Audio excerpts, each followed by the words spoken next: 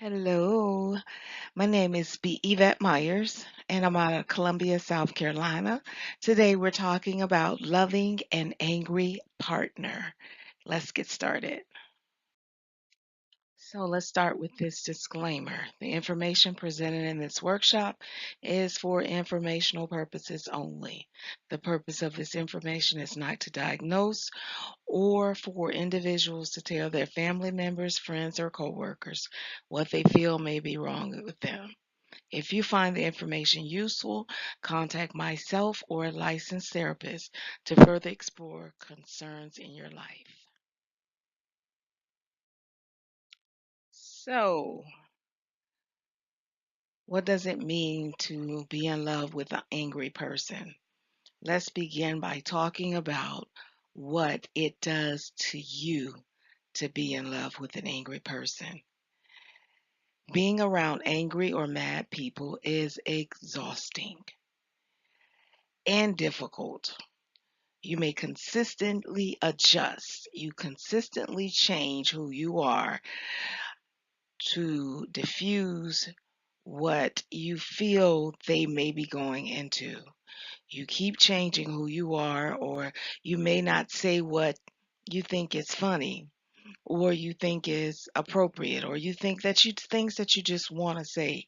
You consistently change. A chameleon is what you are, so that your behavior does not ignite their behavior. And even more difficult if that someone lives in your home, is a neighbor, is a parent or sibling, and when it's your child. Now, initially, I wrote on there when it's a child that lives in your home. But as a mom of adult children, that's exhausting also. To be angry, be in love with someone that's angry, that's an adult, but that's your child.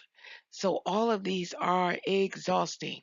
It tears you down. It puts you in a state of consistent arousal. So let's delve. So now you ask, what do you do? What do I do?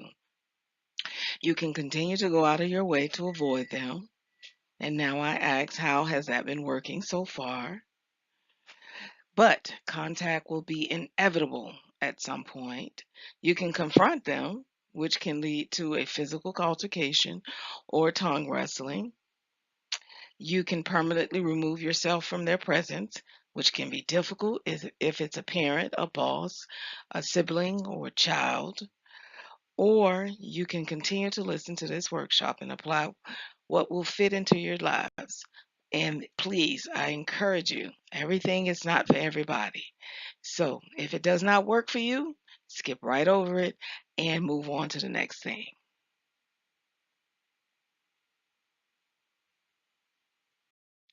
Loving angry people puts us in a constant state of arousal.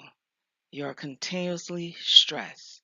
Your heart rate, thinking patterns, how your blood flows through your body, how you digest food, how you remember, work, interact with people, all are affected. What you're doing next is affected. Your surroundings can be unfamiliar, even when you know where you're going. True story. I was frustrated one day and I was driving down Two Notch Road here in Columbia. I'm driving down the road and I know where I need to go. I've been living in Columbia since 2002. This is 2019. I know there's one particular place on Two Notch that has been there since I've been living here. I know how to get to that place frontwards and backwards. As I'm driving down Two Notch, I'm frustrated, I'm aggravated, and I cannot remember where the store was. I drove down, and then I thought, did I pass it? I turned around, I drove back. Then I thought, well, maybe I didn't go down far enough.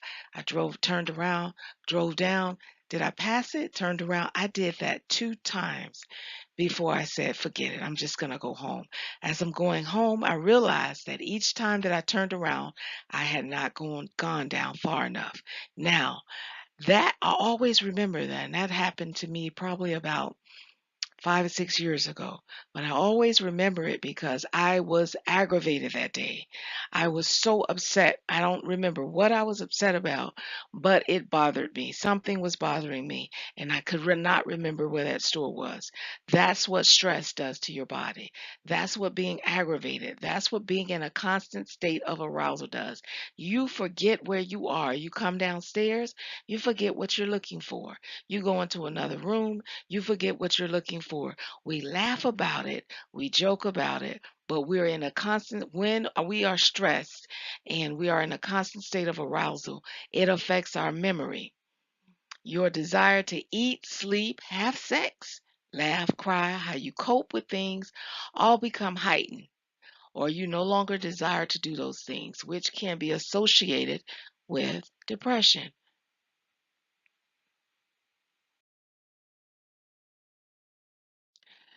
Our natural body functions. We have difficulty remembering, difficulty being pleasant. Imagine that. Difficulty being pleasant. It becomes difficult for others to please us.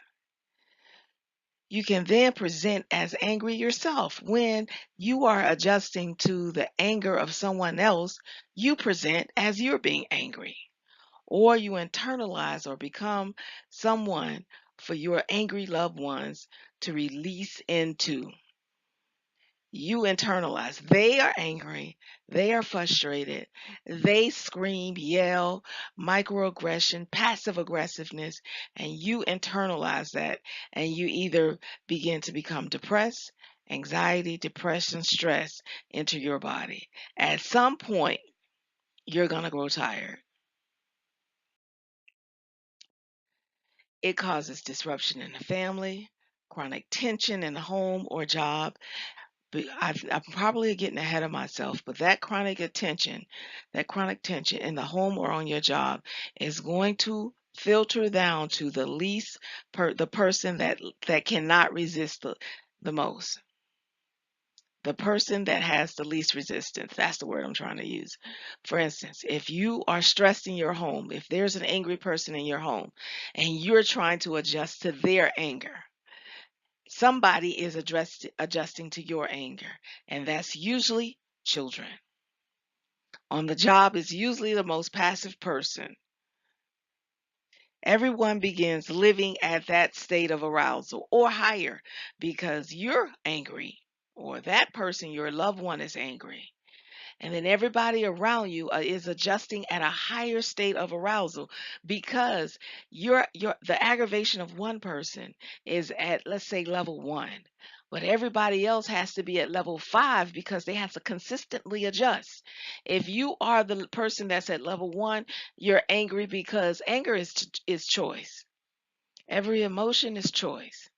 That's another debate. If you want to debate me, email me, Yvette@betterdecisionsbetterhealth.com. I'll debate you all day. But anger is choice. Every emotion that we experience is choice.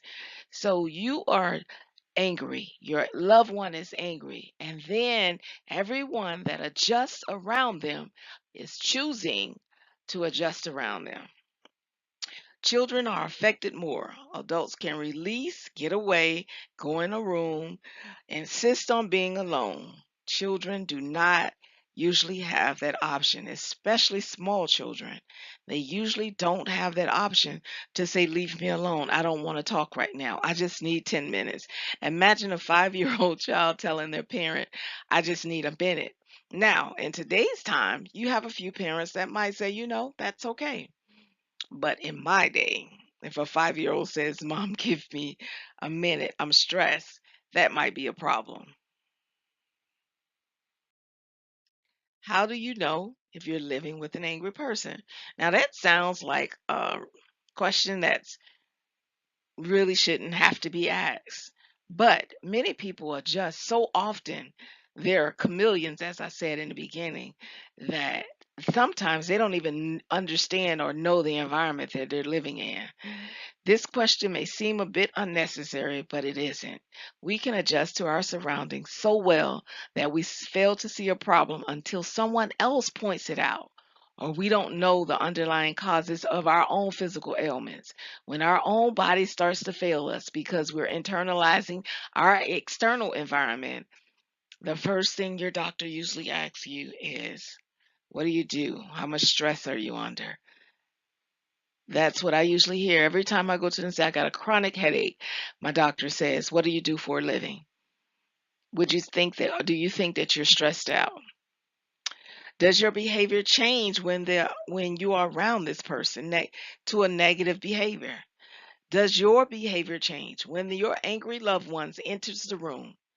Do you find that you go, Lord, have mercy, or let me just leave, or I need to find something else to do in another room? Can you go from pleasant to a meltdown in a matter of seconds? If it's not a meltdown, to a different state of arousal. Do you find yourself trying to think of ways to keep the peace? Sometimes even before something breaks out, you're trying to think ahead of a situation that hasn't even happened. You may find it difficult to make up your mind if you'll stay or you'll leave in a relationship.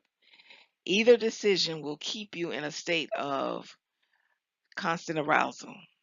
Either if you decide to stay, if it's a loved one, if it's a significant other, and you decide to stay, you can see yourself. You can see that your state of arousal, your state of anxiety is going to stay at a 7. If you leave, it might go to an 8 or a 9.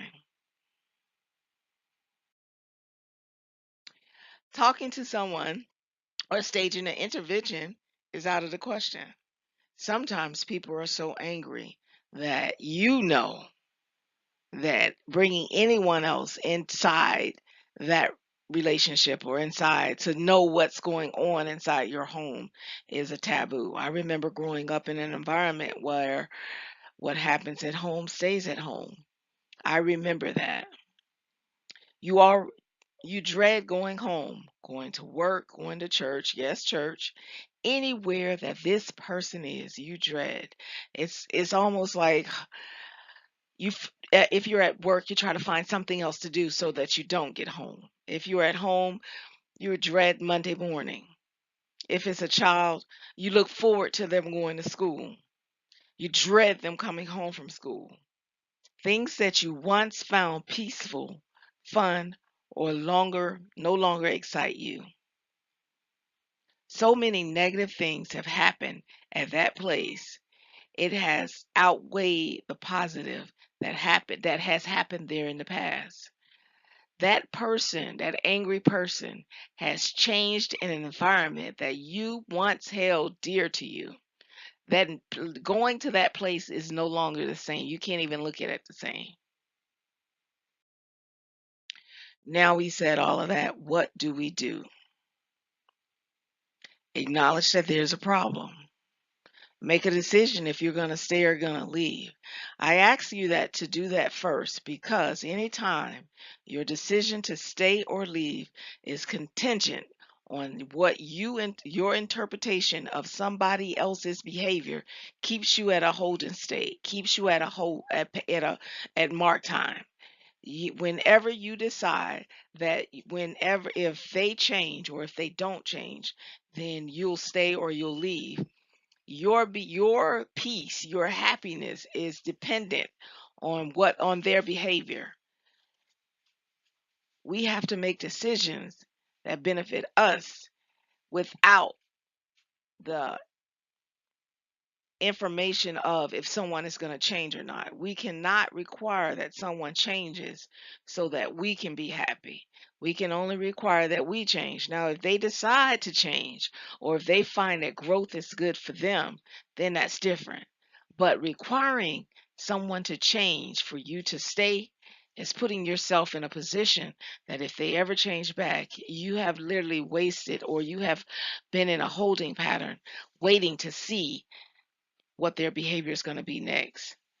Stay mindful that your behavior is not contingent on theirs, but it's independent of theirs. Being Begin to make decisions that place you in a relaxed state of mind. You are responsible for your mental health and happiness.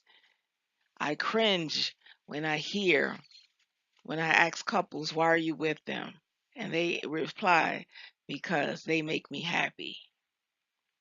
And then next question is, what happens if they ever stop making you happy? Is the relationship over? Being with someone is because that's where you want to be. And they're exuding behavior or benefits that keep you in a state of growth, keep you in a state of moving forward. Begin to plan your life so that the directions that you have to ponder are directions that you benefit from. Joy and that and what be, that benefit that you benefit from, and what brings you joy. And joy would be defined on how you define it. Now, this is my favorite part. We invite people into our lives or allow them to stay if they begin are based on what we want at the time. If they begin to disrupt the current plan that we have for our lives, a decision has to be made. Now let's back up. Many times we do not have a plan for our lives when it comes to what we are going to do next. Our next biggest goal, our next dream, our next financial plan, our next major purchase. We don't have a plan. Our next relationship, we do not have plans. So if people come into our lives and they disrupt and they do not fit into the plan that you have for your life, then it's easy at that point to determine that if that person is going to be beneficial or not. But if you do not have a plan, someone can come into your life with a particular look, with a particular style, and disrupt your entire life. And then by the time you realize it, by the time you come to a realization that it's time for them to move, you have been in place or you have stayed in place for over 1, 2, 3, 5, 6, 10 years. And then you realize, or then you come to your mind and you realize that that person was not good for you because you didn't have a plan. So matching your plan up to a person that comes into your life, if they come with things that will motivate and get your plan to go forward, it's easy to say yes, this person is a benefit for me. But if they come in and they add nothing to your plan that you have financially, personally, emotionally, uh, beneficial, if they're not beneficial in no way, it's easy at that point to say, this person is not good for me. When there is no plan, random people come and go, causing chaos. Where there is a clear plan with a vision and workable steps, anyone that enters and cannot contribute to the plan become easy to identify. Not entertaining anyone or anything that does not contribute to your plan becomes easy. And that can happen before you invest time, energy, love, all of that. That can happen before all of that. It's just the pros and the cons. You sit and you ask yourself, how does this person benefit, or how can this person progress my plan? If there is no benefit or there's no progression of your plan, even if it's moral support, even if this person has a strong work ethic, this person is a grinder, this person is a hustler, this person does not wait or stop at the answer no. All those are things that can benefit a plan. If this person is waiting on to get a call back from a job interview, this person is complaining because nobody will hire them. This person is waiting for someone to give them an opportunity. That can be, for some, a deal breaker.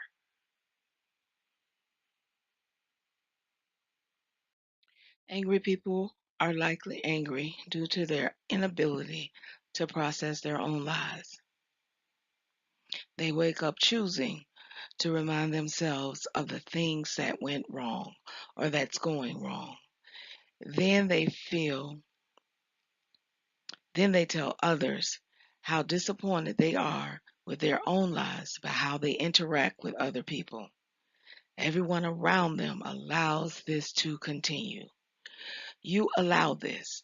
You allow mood swings and daily outbursts.